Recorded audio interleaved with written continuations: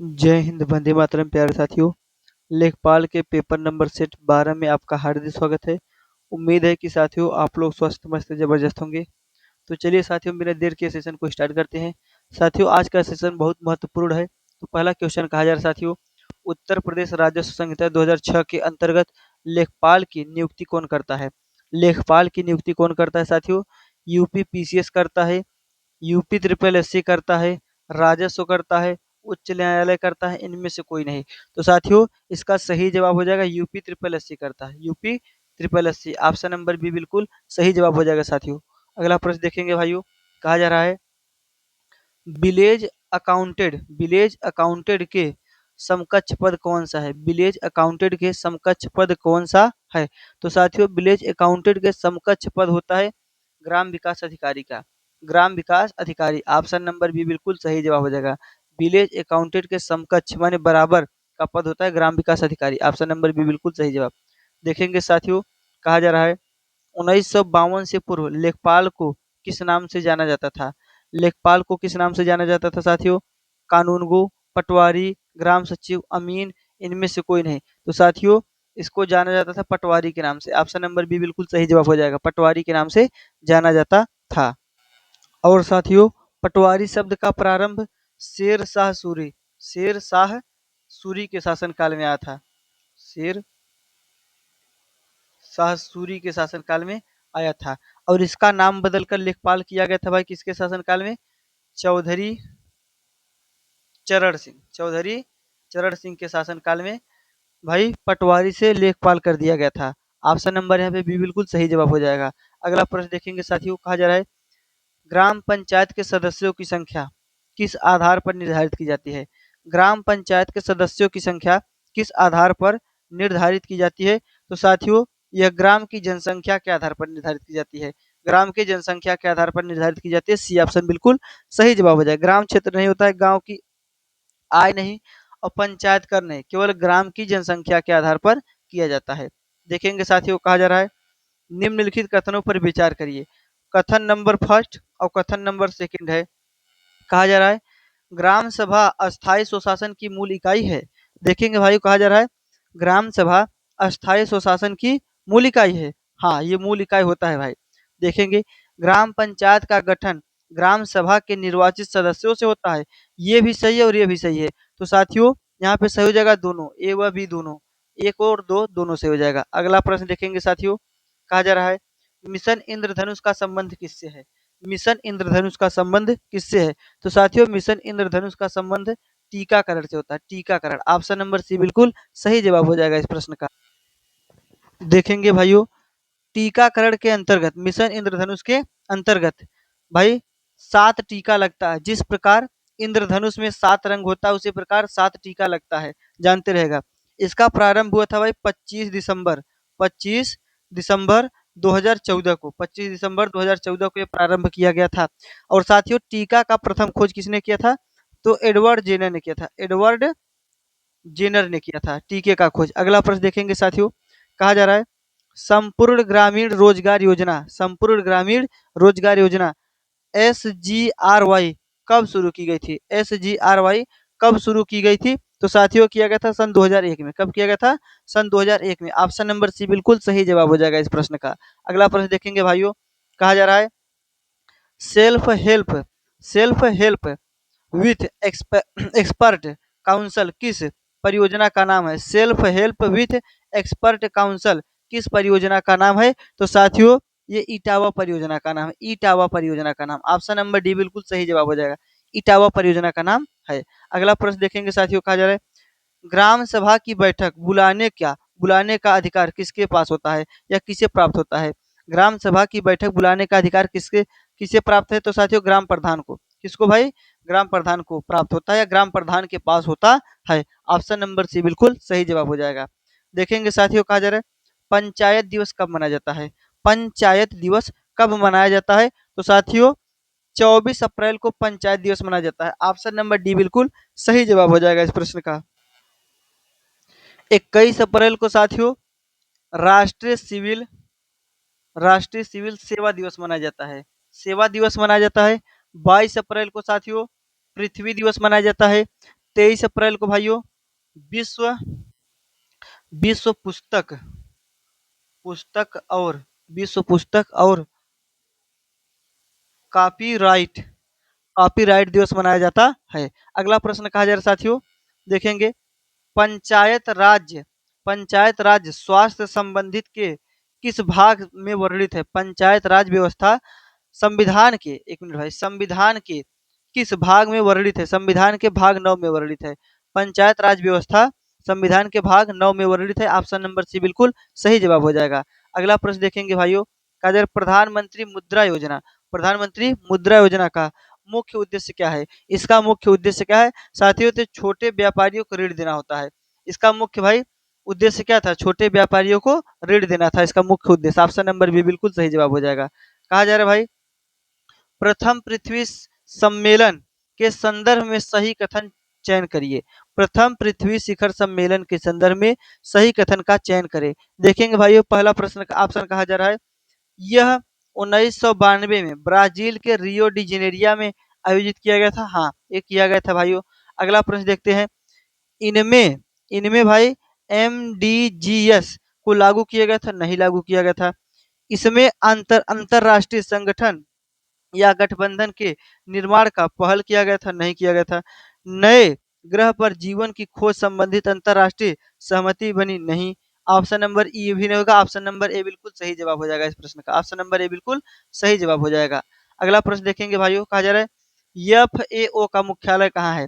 FAO का मुख्यालय कहाँ है? तो इसका मुख्यालय साथियों रोम। कहाँ है? रोम। ऑप्शन नंबर बी बिल्कुल सही जवाब हो जाएगा इस प्रश्न का। इसका फुल फॉर्म साथियों होता है food and food and agriculture agri एक मिनट साथियों, agriculture agriculture organisation organisation agriculture food and agriculture organisation होता है। ऑप्शन नंबर यहाँ पे बिल्कुल भी सही जवाब हो जाएगा। अगला प्रश्न देखेंगे साथियों, उत्तर प्रदेश के किस जिले में यूरेनियम के सीमित भंडार की खोज की गई थी? उत्तर प्रदेश के किस जिले में यूरेनियम की सीमित भंडार की खोज की गई थी साथियों? तो ललितपुर। ऑप्शन नंबर डी बिल्कुल सही जवाब हो जाएगा। ललितपुर में किया गया था भाई।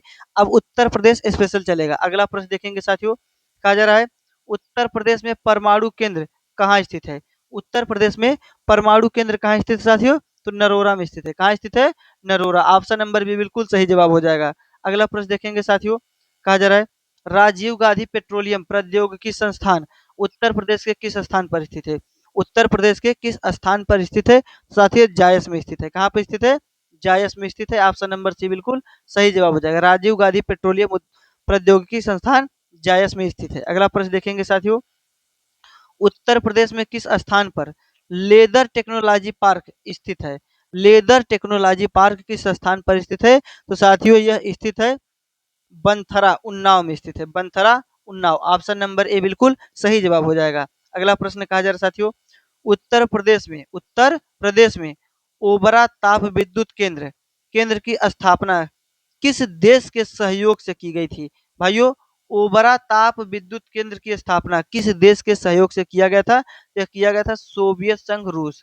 सोवियत संघ रूस के साथ मिलकर के किया गया था। ऑप्शन नंबर ए बिल्कुल सही जवाब हो जाएगा। कहा जा रहा है भाई उत्तर प्रदेश के किस शहर को पूर्व का ग्रास के नाम से जाना जाता है? पूर्व का ग्रास के नाम से जाना जाता है किस शहर को भाई? तो जाना जाता है साथियों कन्नौज को। उत्तर प्रदेश का पूर्वग्रास के रूप में कन्नौज को जाना जाता है। ऑप्शन नंबर सी बिल्कुल सही जवाब हो जाएगा। कहा जा रहा है भाइयों उत्तर प्रदेश का सबसे पुराना विश्वविद्यालय कौन सा है? उत्तर प्रदेश का सबसे पुराना विश्वविद्यालय कौन सा है? तो साथियों इसका सही जवाब हो जाएगा ऑप्शन नंबर बी, इलाहाबाद विश्वविद्यालय सबसे पुराना विश्वविद्यालय है। ऑप्शन नंबर बी बिल्कुल सही जवाब हो जाएगा इस प्रश्न का। साथियों इसका स्थापना 23 सितंबर 1887 को किया गया था। 1887 को किया गया था। इसको भाई हम लोग ऑक्सफोर्ड ऑक्सफोर्ड के भी नाम से जानते हैं। अगला प्रश्न देखेंगे साथियों, प्रश्न नंबर आ गए हैं 22 पे। कहा जा रहा है उत्तर प्रदेश में स्कूल ऑफ पेपर टेक्नोलॉजी कहाँ स्थित है? तो कहाँ स्थित है साथियों? तो यह स्थित है साथियों सहारनपुर में। कहाँ स्थित है? सहारनपुर। डी ऑप्शन बिल्कुल सही जवाब हो जाएगा इस प्रश्न का। ऑप्शन नंबर डी बिल्कुल सही जवाब है। कहा जा रहा है भाइयों उत्तर प्रदेश के किस क्षेत्र में, उत्तर प्रदेश के किस क्षेत्र में सैरा लोक नृत्य आयोजित किया जाता है? सैरा लोक नृत्य आयोजित किया जाता है। तो साथियों ये बुंदेलखंड में आयोजित किया जाता है। कहाँ पे? बुंदेलखंड। सैरा बुंदेलखंड। ऑप्शन नंबर ए बिल्कुल सही जवाब हो जाएगा। कहा जा रहा है सैयद सलार मेला उत्तर प्रदेश के किस जिले में आयोजित होता है? सैयद सलार मेला उत्तर प्रदेश के किस जिले में आयोजित होता है? साथियों बहराइच में होता है। कहाँ होता है? बहराइच। ऑप्शन नंबर ए बिल्कुल सही जवाब हो जाएगा इस प्रश्न का। कहा जा रहा है भाई 25 नंबर का प्रश्न है उत्तर प्रदेश में हरिदास जयंती प्रति वर्ष कहाँ मनाई जाती है? हरिदास जयंती कहाँ मनाई जाती है साथियों? तो यह मनाया जाता है वृंदावन में। कहाँ मनाया जाता है? वृंदावन। ऑप्शन नंबर बी बिल्कुल सही जवाब हो जाएगा। हरिदास जयंती वृंदावन में मनाया जाता है। अगला प्रश्न देखेंगे भाइयों उत्तर प्रदेश का मुख्य लोक गीत कौन सा है? उत्तर प्रदेश का मुख्य लोक गीत कौन सा है भाई? तो देखेंगे यहाँ पे एक है धमार, बिरहा, टप्पा, कव्वाली और मरसिया है। तो भाई उत्तर प्रदेश का लोक गीत होता है बिरहा। ऑप्शन नंबर बी बिल्कुल सही जवाब हो जाएगा। कहा जा रहा है साथियों निम्नलिखित में से कौन सा लोक नृत्य ब्रज क्षेत्र का प्रसिद्ध नृत्य है? ब्रज क्षेत्र का प्रसिद्ध लोक नृत्य कौन सा है भाइयों? तो चारकुला नृत्य है। कौन सा है? चरकुला। चारकुला नहीं चरकुला। चरकुला नृत्य है भाई कहाँ का? ब्रज क्षेत्र का। ऑप्शन नंबर ए बिल्कुल सही जवाब हो जाएगा। साथियों कहा जा रहा है ताज महोत्सव प्रति वर्ष फरवरी माह में उत्तर प्रदेश के किस शहर में आयोजित किया जाता है? ताज महोत्सव भाई उत्तर प्रदेश के किस शहर में आयोजित किया जाता है? तो ताजमहल आगरा में पाया जाता है भाई, इसलिए ताज महोत्सव कहाँ हो जाएगा? आगरा में। ऑप्शन नंबर बी बिल्कुल सही जवाब हो जाएगा। कहा जा रहा है साथियों उत्तर प्रदेश सांस्कृतिक केंद्र उत्तर मध्य क्षेत्र सांस्कृतिक केंद्र कहाँ स्थित है? कहाँ स्थित है साथियों? तो यह स्थित है प्रयागराज में। कहाँ स्थित है भाइयों? प्रयागराज में स्थित है। ऑप्शन नंबर ए बिल्कुल सही जवाब हो जाएगा। अगला प्रश्न देखेंगे भाई कहा जा रहा है उत्तर प्रदेश में किस स्थान पर भातखंडे संगीत संस्थान विश्वविद्यालय स्थित है? भातखंडे संगीत संस्थान कहाँ स्थित है भाइयों? तो यह स्थित है साथियों लखनऊ में। कहाँ स्थित है? लखनऊ। ऑप्शन नंबर सी बिल्कुल सही जवाब हो जाएगा। इंपॉर्टेंट प्रश्न है भाइयों। कहा जा रहा है उत्तर प्रदेश के किस जिले में गोविंद साहब मेला का आयोजित किया जाता है? गोविंद साहब मेला आयोजित किया जाता है कहाँ भाई? अंबेडकर नगर। अंबेडकर नगर में किया जाता है। ऑप्शन नंबर बी बिल्कुल सही जवाब हो जाएगा। जानते रहेगा यदि ऑप्शन में अंबेडकर नगर नहीं आता है भाइयों तो ये आजमगढ़ भी लगा सकते हैं, क्योंकि ये अंबेडकर नगर और आजमगढ़ के बॉर्डर के पास किया जाता है। जानते रहेगा अगर अंबेडकर नगर नहीं तो क्या सही हो जवाब हो जाएगा? आजमगढ़। लेकिन यहाँ पे अंबेडकर नगर है तो मुख्य रूप से अंबेडकर नगर होता है। अगला प्रश्न देखेंगे भाइयों कहा जा रहा है उत्तर प्रदेश विधानसभा के प्रथम अध्यक्ष कौन थे? उत्तर प्रदेश विधानसभा के प्रथम अध्यक्ष कौन थे भाइयों? तो ये थे पुरुषोत्तम टंडन दास। पुरुषोत्तम टंडन दास थे। यहाँ पे दास टंडन लिखा गया है, थोड़ा सा ऑप्शन में गलती हो गया। पुरुषोत्तम टंडन दास थे। ऑप्शन नंबर बी बिल्कुल सही जवाब हो जाएगा। कहा जा रहा है भाई उत्तर प्रदेश में राजकीय चर्म संस्थान कहाँ स्थित है? राजकीय चर्म संस्थान कहाँ स्थित है साथियों? यह स्थित है आगरा में। कहाँ स्थित है? आगरा में स्थित है। ऑप्शन नंबर बी बिल्कुल सही जवाब हो जाएगा। राष्ट्रीय चर्म संस्थान आगरा में स्थित है। अगला प्रश्न देखेंगे भाइयों कहा जा रहा है उत्तर प्रदेश के किस शहर को सिराज ए हिंद या पूर्व का सिराज कहा जाता है? सिराज ए हिंद या पूर्व का सिराज किसको कहा जाता है साथियों? कहा जाता है जौनपुर को। किसको कहा जाता है? जौनपुर को। ऑप्शन नंबर बी बिल्कुल सही जवाब हो जाएगा। कहा जा रहा है उत्तर प्रदेश में कनक भवन मंदिर कहाँ स्थित है? कनक भवन मंदिर कहाँ स्थित है? तो साथियों उत्तर प्रदेश में कनक भवन मंदिर अयोध्या में स्थित है, जो भगवान राम और सीता माता सीता के लिए प्रसिद्ध है। ऑप्शन नंबर बी बिल्कुल सही जवाब हो जाएगा।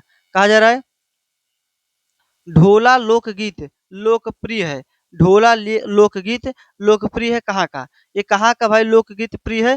तो सही हो जाएगा आगरा और मेरठ का। आगरा और मेरठ का भाई लोकगीत लोकप्रिय है। ऑप्शन नंबर ए बिल्कुल सही जवाब हो जाएगा। कहा जा रहा है उत्तर प्रदेश सरकार ने कार्बन क्रेडिट मॉडल किस संस्थान के सहयोग से लॉन्च किया है? किस संस्थान के सहयोग से लॉन्च किया है साथियों? इसने लॉन्च किया है आईआईटी कानपुर। आईआईटी कानपुर के सहयोग से लॉन्च किया है। ऑप्शन नंबर ए बिल्कुल सही जवाब हो जाएगा। साथियों यहाँ पर यूपी स्पेशल का क्लास समाप्त हुआ। अब आएंगे हम कंप्यूटर की तरफ। साथियों आपसे कहेंगे कि जो चैनल पे पहली बार है चैनल को सब्सक्राइब जरूर कर लीजिएगा। अगर वीडियो को आप देख रहे हैं लाइक नहीं किए तो वीडियो को लाइक कर दीजिएगा और शेयर भी जरूर कर दीजिएगा। कहा जा रहा है भाई क्वाट्रो प्रो, क्वाट्रो प्रो किस प्रकार का कंप्यूटर एप्लीकेशन सॉफ्टवेयर है? क्वाट्रो प्रो किस प्रकार का कंप्यूटर एप्लीकेशन सॉफ्टवेयर है भाइयों? तो यह पूछा जा रहा है। तो यह एक भाई सॉफ्टवेयर है जिसका नाम हो जाएगा स्प्रेडशीट सॉफ्टवेयर। कौन सा? Spreadsheet software. Option number B बिल्कुल सही जवाब हो जाएगा इस प्रश्न का। कहा जा रहा है हॉटमेल किस वर्ष में शुरू किया गया था? हॉटमेल किस वर्ष में शुरू किया गया था साथियों? तो यह शुरू किया गया था 1996 में। 1996 में। ऑप्शन नंबर सी बिल्कुल सही जवाब हो जाएगा। कंप्यूटर के साथियों वेरी वेरी मोस्ट इंपॉर्टेंट प्रश्नों को छाट करके लाया गया आपके पेपर में। देखिएगा अधिकांश आधुनिक ऑपरेटिंग सिस्टम में अल्ट प्लस टैब का प्राथमिक कार्य क्या है?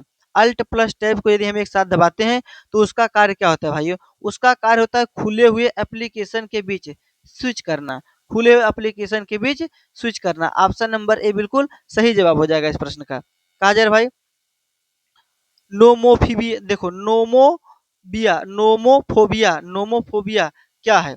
नोमोफोबिया क्या है? तो साथियों नोमोफोबिया सेलुलर फोन के संपर्क से बाहर होने का डर है। सेलुलर फोन के संपर्क से बाहर होने का डर है। नोमोफोबिया एक बीमारी है भाई, जो कहा जा रहा है सेलुलर फोन के संपर्क से बाहर होने का डर है। एक कंप्यूटर का सिस्टम है भाई। ऑप्शन नंबर यहाँ पे डी बिल्कुल सही जवाब हो जाएगा।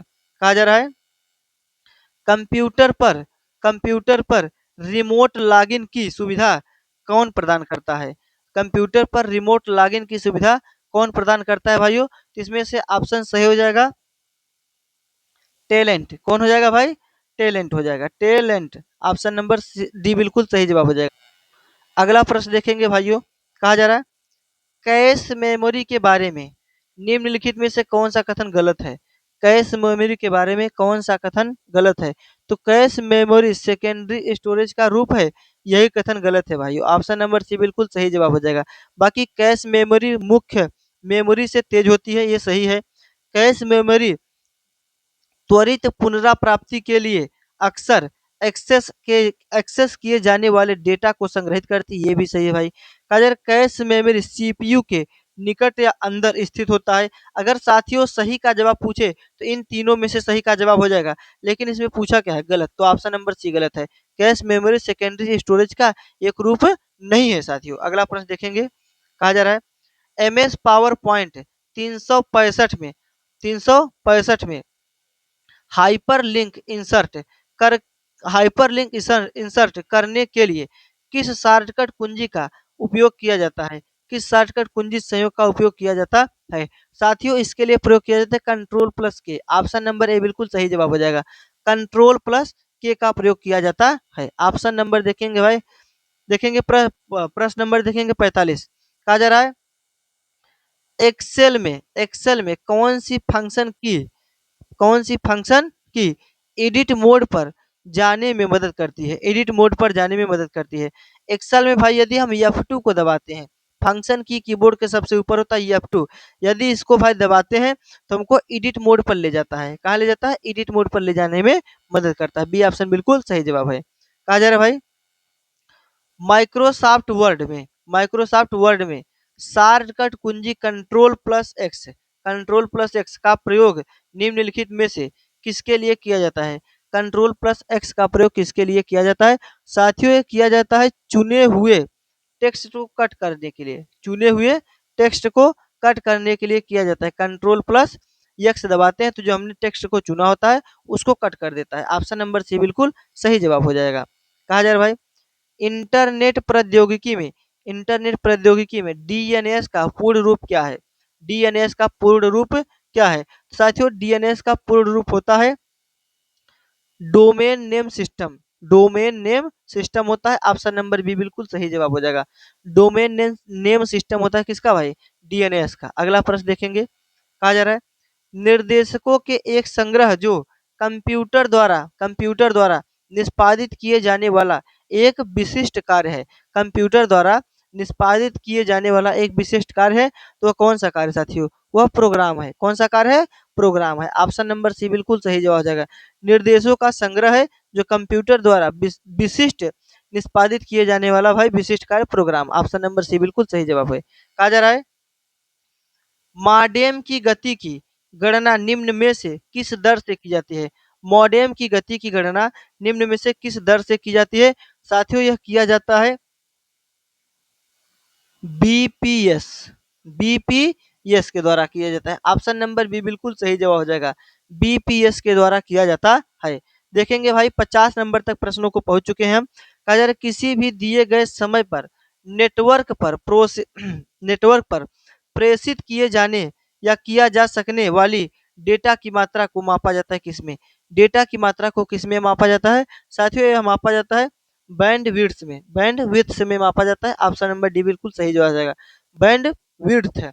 अगला प्रश्न देखेंगे भाई, पहले एक बार फिर से, किसी भी दिए गए समय पर नेटवर्क पर प्रेषित किए जा सकने वाले डेटा की मात्रा को मापा जाता है बेड विड्थ विड्थ में मापा जाता है। ऑप्शन नंबर डी बिल्कुल सही जवाब हो जाएगा। कहा जा रहा है साथियों एसडीडी का पूर्ण रूप क्या है। एसडीडी का पूर्ण रूप क्या है।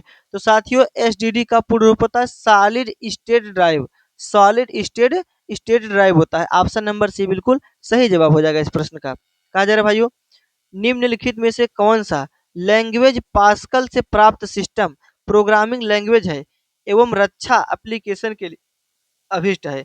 रक्षा एप्लीकेशन के लिए अभिष्ट है तो कौन सा लैंग्वेज है भाई, तो वह एडा है। कौन है भाई, एडा है। ऑप्शन नंबर डी बिल्कुल सही जवाब हो जाएगा, एडा है जो प्राप्त सिस्टम प्रोग्रामिंग लैंग्वेज है एवं रक्षा एप्लीकेशन के लिए अभिष्ट है। ऑप्शन नंबर डी बिल्कुल सही जवाब हो जाएगा। कहा जा रहा है भाइयों यहाँ पे कंप्यूटर का प्रश्न समाप्त हुआ। अब देखेंगे भाई जीके की तरफ बढ़ेंगे हम। कहा जा रहा है मिथकों और कहावतों के रूप में प्रशासन के सिद्धांतों को किसने अस्वीकार किया था। बताएंगे भाई किसने अस्वीकार किया था। मिथकों और कहावतों के रूप में प्रशासन के सिद्धांतों को किसने अस्वीकार किया था। तो अस्वीकार करने वाले थे साथियों हर्बर्ट साइमन, हर्बर्ट साइमन थे। ऑप्शन नंबर ए बिल्कुल सही जवाब हो जाएगा इस प्रश्न का। और देखेंगे साथियों जबकि ड्वाइट वाल्डो और फ्रैंक मिनरी और भाई एफ रिक्स ने इसको क्या किया था भाई, स्वीकार किया था। इन तीनों ने स्वीकार किया, हर्बर्ट साइमन ने स्वीकार नहीं किया था। यहाँ पे ऑप्शन नंबर ए बिल्कुल सही जवाब हो जाएगा इस प्रश्न का। अगला प्रश्न देखेंगे साथियों कहा जा रहा है विधि और स्वाधीनता के बीच सबसे उपयुक्त संबंध को निम्नलिखित में से कौन प्रतिपादित करता है। कौन प्रतिपादित करता है। तो साथियों ऑप्शन नंबर यहाँ पे ए देखेंगे। कहा जा रहा है यदि विधियां अधिक होती है तो स्वाधीनता कम होती है। देखेंगे भाई अगला प्रश्न ऑप्शन कहा जा रहा है यदि विधियां नहीं तो स्वाधीनता भी नहीं। फिर तीसरा ऑप्शन देखेंगे भाई यदि स्वाधीनता है तो विधि निर्माण जनता को करना होगा। ठीक। अगला ऑप्शन कहा जा रहा है यदि विधि परिवर्तन बार बार होता है तो वह स्वाधीनता के लिए खतरा है भाई। तो इसमें से देखेंगे सबसे सही कौन जवाब दिख रहा है हमको। तो साथियों सबसे सही जवाब दिख रहा है यदि विधि नहीं तो स्वाधीनता भी नहीं है। ठीक है हमारे पास विधि नहीं तो कि स्वाधीनता कहाँ से होगी। ऑप्शन नंबर बी बिल्कुल सही जवाब हो जाएगा इस प्रश्न का। यहाँ पे अगला प्रश्न देखेंगे साथियों कहा जा रहा है नामांकित में से कौन विकास प्रशासन की अवधारणा से संबंधित है। विकास प्रशासन की अवधारणा से संबंधित कौन है। साथियों यहाँ पे विकास अवधारणा से संबंधित है फ्रेड डब्ल्यू रिक्स, फ्रेड डब्ल्यू रिक्स। ऑप्शन नंबर ए बिल्कुल सही जवाब हो जाएगा। अगला प्रश्न देखेंगे साथियों अभी इसका पहले मैंने पढ़ा करके आया था पीछे वाले क्वेश्चन में। अगला प्रश्न देखेंगे भाइयों कहा जा रहा है निम्नलिखित एक मिनट निम्नांकित में कौन सा एक भाई चिंतक लोक लोक प्रशासन तथा निजी प्रशासन में समानताओं का समर्थक है। समानताओं का समर्थक कौन है साथियों। तो यहाँ पे समानताओं का समर्थक हो जाएगा यहाँ पे Henry Fayol, Henry Fayol. Option number D बिल्कुल सही जवाब हो जाएगा। चिंतक लोक प्रशासन तथा निजी प्रशासन में समानताओं का समर्थक भाई हेनरी फेयोल है। ऑप्शन नंबर डी बिल्कुल सही जवाब हो जाएगा। कहा जा रहा है यदि हमारी सभ्यता विफल होती है तो यह मुख्यतः प्रशासन के ध्वस्त होने के कारण होगा। यह कथन दिया गया है। यह कथन किसके द्वारा दिया गया साथियों। तो यह कथन मैं आपको बता दूं साथियों डब्ल्यू बी डॉन हम द्वारा दिया गया है। डब्ल्यू बी डॉन हम द्वारा दिया गया है। ऑप्शन नंबर सी बिल्कुल सही जवाब हो जाएगा इस प्रश्न का। अगला प्रश्न कहा जा रहा है साथियों गणतंत्री अवधारणा से संबंधित निम्नलिखित में कौन एक नहीं है? कौन सा एक नहीं है साथियों?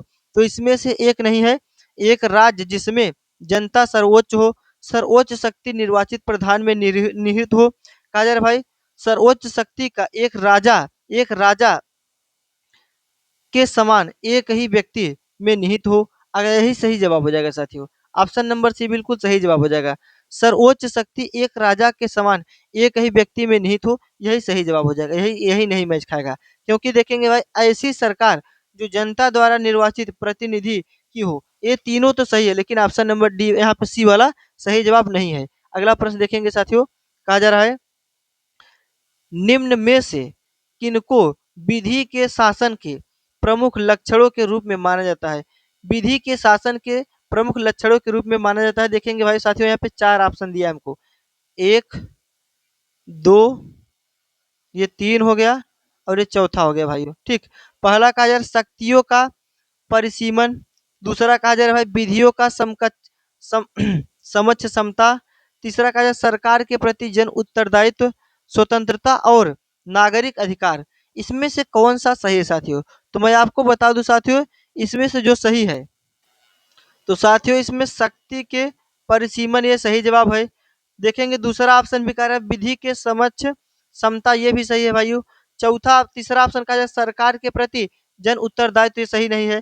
कहा जा रहा है भाई स्वतंत्रता और नागरिक अधिकार। ऑप्शन नंबर सी बिल्कुल सही जवाब हो जाएगा। एक, दो और चार, ऑप्शन नंबर सी बिल्कुल सही जवाब है।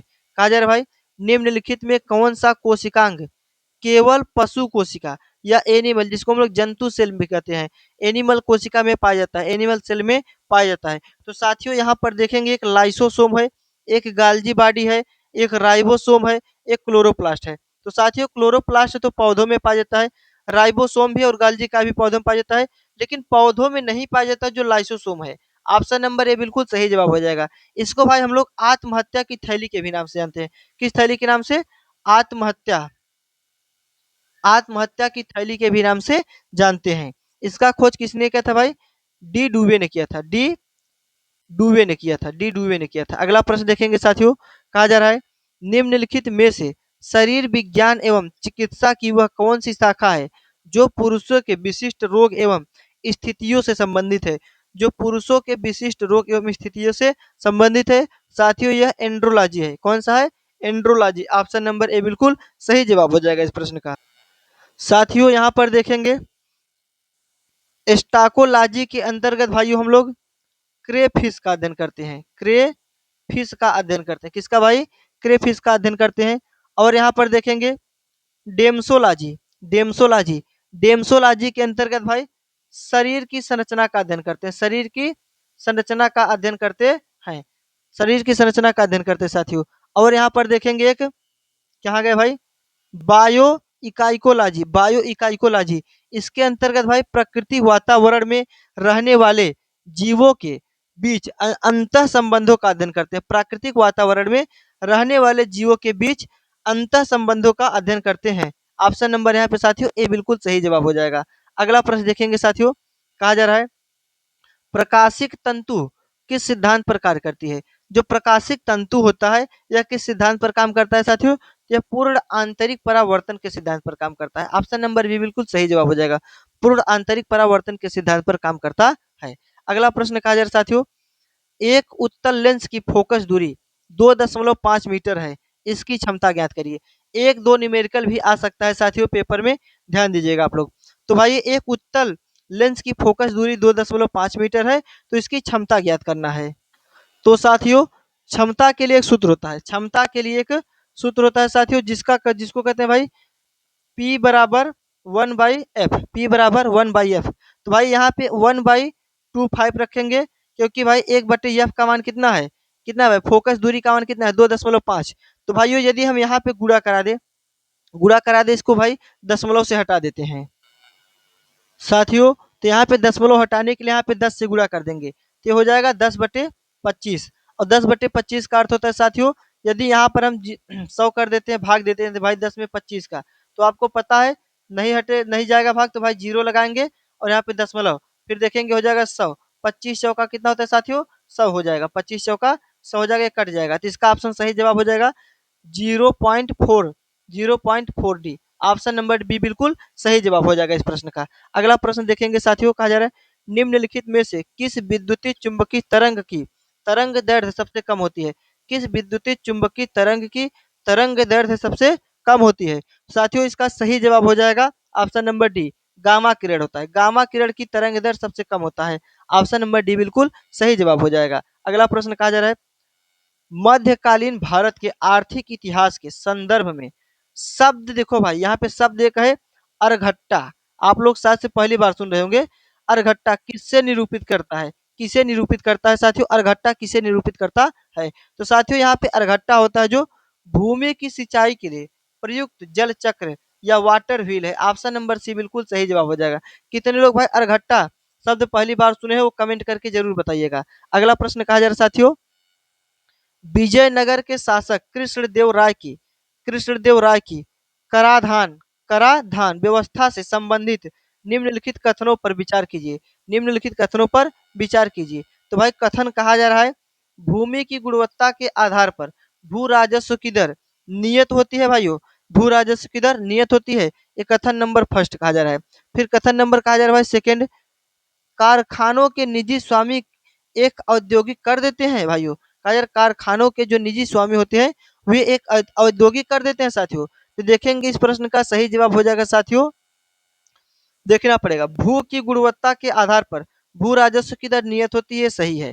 फिर भाई कारखानों के निजी स्वामी एक औद्योगिक कर भी देते हैं, कर देते थे, सही जवाब है। ऑप्शन नंबर यहाँ पे सी बिल्कुल सही जवाब हो जाएगा साथियों। ऑप्शन नंबर सी बिल्कुल सही जवाब हो जाएगा। भूमि की गुणवत्ता के आधार पर भू राजस्व की दर नियत होती थी और कारखानों के निजी स्वामी एक औद्योगिक कर भी देते थे। यहाँ पे सी ऑप्शन बिल्कुल सही जवाब है। अगला प्रश्न देखेंगे साथियों, सम्राट अशोक के सम्राट अशोक के राजा देशों का सबसे पहले विकूटन या डिसाइफर किसने किया? डिसाइफर किसने किया था भाइयों? तो किस करने वाला था? James Prinsep. कौन सा? जेम्स प्रिंसेप था। ऑप्शन नंबर बी बिल्कुल सही जवाब हो जाएगा। साथियों थोड़ा सा कठिन प्रश्न है। सम्राट अशोक के राजा देशों का सबसे पहले विकूटन अर्थात अर्थात भाइयों डिसाइफर किसने किया? तो जेम्स प्रिंसेप ने किया था। बी ऑप्शन बिल्कुल सही जवाब हो जाएगा। और साथियों इंपॉर्टेंट प्रश्न लाए गए इतिहास के।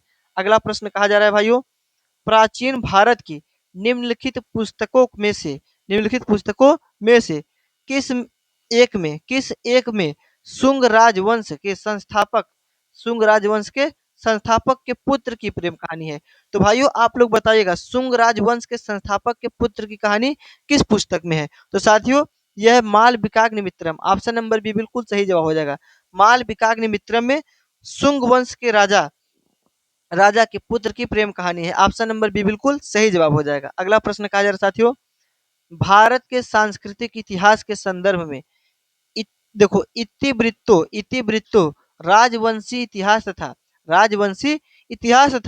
विरागा थाव को कंठस्थ कराना निम्नलिखित में से किसका व्यवस्था था?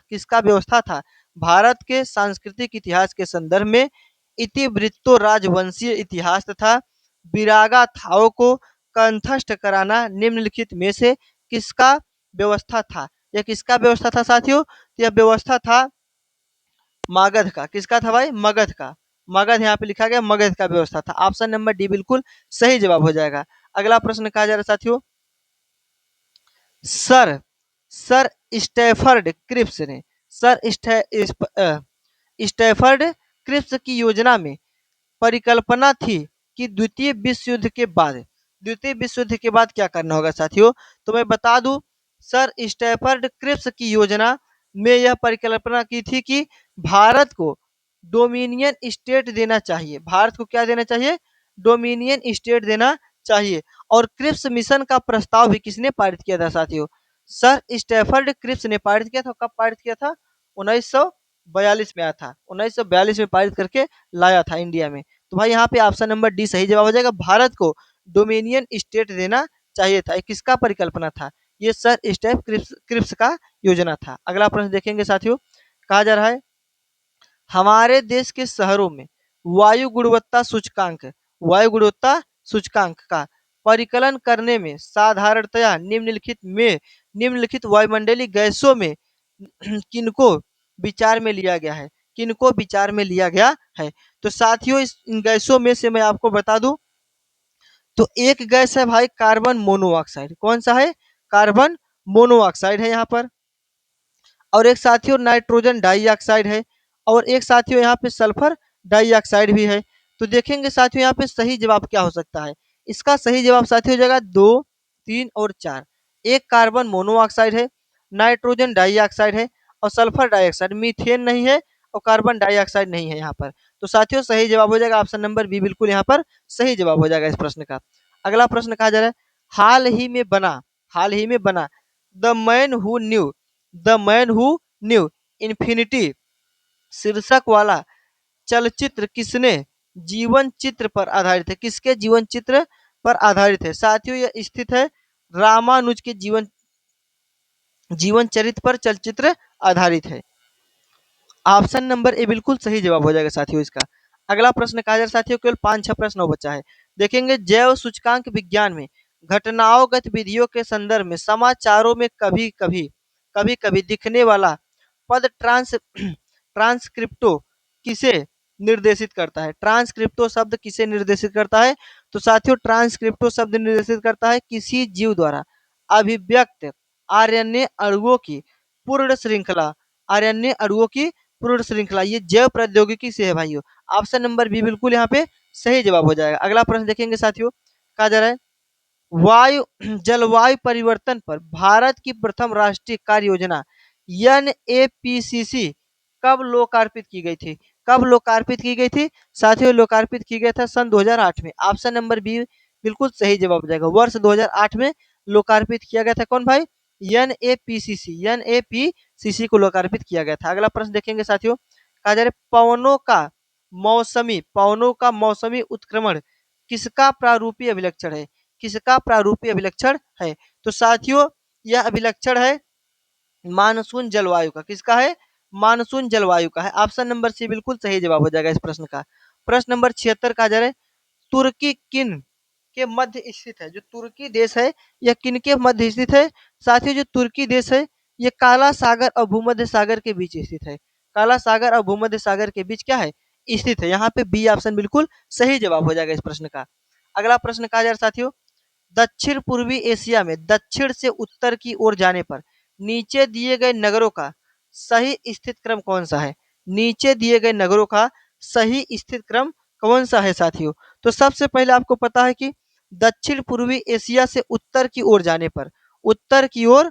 पर साथियों हमको जकार्ता मिलता है। कौन मिलता है साथियों? जकार्ता मिलता है। फिर उसके बाद साथियों मिलता है हमको सिंगापुर। कौन मिलता है? सिंगापुर मिलता है। फिर मिलता है भैया बैंकॉक, बैंकॉक मिलता है, बैंकॉक। फिर आता है हरनोई, हनोई आता है, हनोई। तो यहाँ पे साथियों पहले 3 आया था, फिर आया था भाई 2 नंबर, यहाँ पे 4 हो जाएगा। फिर 1 नंबर पे कौन हो जाएगा? 3 नंबर पे कौन है साथियों? 1 नंबर वाला। और 4 नंबर पे कौन हो जाएगा? हनोई। तो यहाँ पे साथियों 3 नंबर यहाँ भी है, 3 नंबर यहाँ भी है। लेकिन ये सही नहीं होगा क्योंकि 3 के बाद 4 आया, यहाँ पे 3 के बाद 2 आया। ऑप्शन नंबर सी बिल्कुल सही जवाब हो जाएगा। कहा जा रहा है साथियों 25 दिसंबर करंट अफेयर का इंपॉर्टेंट प्रश्न है साथियों। 25 दिसंबर 2025 को प्रधानमंत्री नरेंद्र मोदी ने कहाँ में राष्ट्र प्रेरणा स्थल का उद्घाटन किया? कहाँ पर राष्ट्र प्रेरणा स्थल का उद्घाटन किया गया साथियों? तो यह किया गया लखनऊ में। लखनऊ में किया गया। ऑप्शन नंबर सी बिल्कुल सही जवाब हो जाएगा इस प्रश्न का। अगला प्रश्न कहा जा रहा है साथियों, वैज्ञानिक प्रयोग के लिए दुनिया की पहली एआई लैब स्टेट स्टेट प्रणाली ए आई एल ए किसने विकसित की? तो साथियों विकसित करने वाला है आईआईटी दिल्ली। आईआईटी दिल्ली ने विकसित किया है। ऑप्शन नंबर बी बिल्कुल सही जवाब हो जाएगा। एआई लैब असिस्टेंट का आईआईटी दिल्ली ने विकसित किया है। ऑप्शन नंबर बी बिल्कुल सही जवाब हो जाएगा। साथियों प्रश्न नंबर कहा जा रहा है आईसीसी T20 वर्ल्ड कप 2026 के लिए भारतीय टीम का कप्तान किसे नियुक्त किया गया?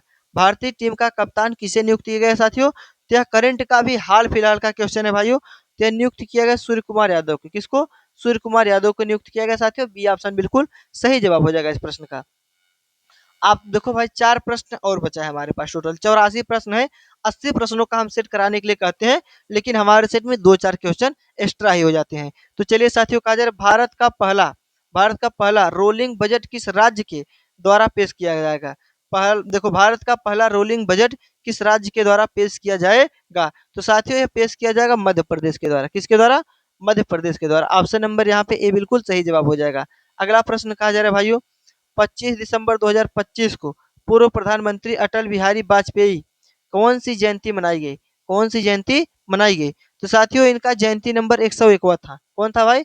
101वां जयंती मनाया गया। ऑप्शन नंबर बी बिल्कुल सही जवाब हो जाएगा साथियों। और इस बार 2026 में भाई 102वां मनाया जाएगा। कौन सा? 102वां। साथियों अभी तक अगर वीडियो को लाइक नहीं किया, लाइक कर दीजिए, और चैनल को सब्सक्राइब नहीं किया तो चैनल को सब्सक्राइब भी कर लीजिए। अगला प्रश्न कहा जा रहा है, किस देश ने 2036 तक चंद्रमा पर न्यूक्लियर पावर प्लांट बनाने की घोषणा की है? 2026 तक न्यूक्लियर पावर प्लांट बनाने की किस देश ने घोषणा की है? तो भाई चीन ने किया है। किसने किया है? चीन ने किया है। ऑप्शन नंबर ए बिल्कुल सही जवाब हो जाएगा इस प्रश्न का। अगला प्रश्न है साथियों, सैयद मुश्ताक अली ट्रॉफी 2025 किसने जीता? तो भाई जीतने वाला राज्य बन गया झारखंड।